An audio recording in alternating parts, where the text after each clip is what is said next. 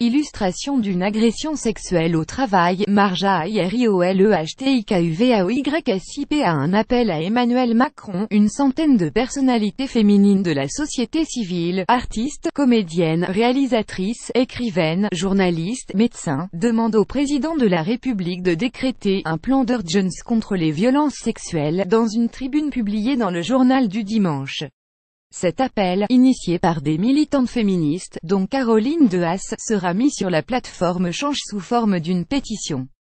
Elle a déjà été signée par une centaine de personnalités, qui ont été, comme tant d'autres, harcelées, agressées ou violées, selon ses initiatrices. Plus grand que à lire aussi un skipper de la Transat Jacques Souvabre en garde à vue, soupçonné d'agression sexuelle. Parmi les premières signataires Lisa Asuelos, réalisatrice, Zabou Bretman, comédienne, Fanny Cotenson, comédienne, Nadia Dam, journaliste, Marie Dariussec, écrivaine, Tatiana de René, écrivaine, Rokhaya Diallo, journaliste, Valérie Donzelli, actrice, réalisatrice, Louane Emra, chanteuse, actrice, Imani, chanteuse, Catherine Jacob, comédienne, auteure, Agnès Jaoui, comédienne, auteure, metteuse en scène, Kyung Kim, comédienne, auteure, Lola Lafont, écrivaine, Alexandra Lamy, comédienne, Sandra Logier, philosophe, Michaela Marzano, philosophe, Anna Mouglalis, comédienne, Elena Noguera, comédienne, chanteuse, Orlan, artiste plasticienne, Emmanuel Pied, médecin, Nadia Rose, comédienne ou Céline Siama,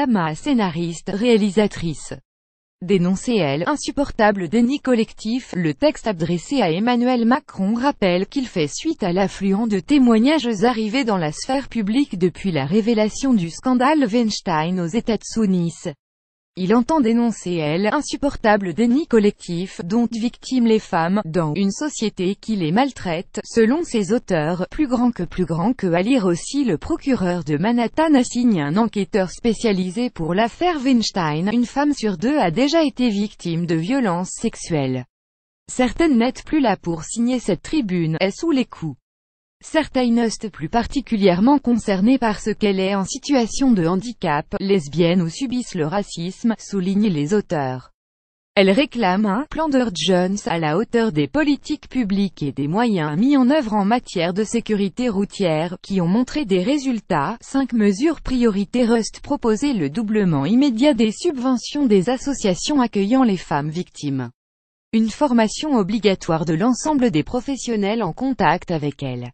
La création d'un brevet de la non-violence sur le modèle du brevet de la sécurité routière au collège. La formation obligatoire en entreprise contre le harcèlement sexuel au travail. Une campagne nationale de communication du même niveau que celle sur la sécurité routière.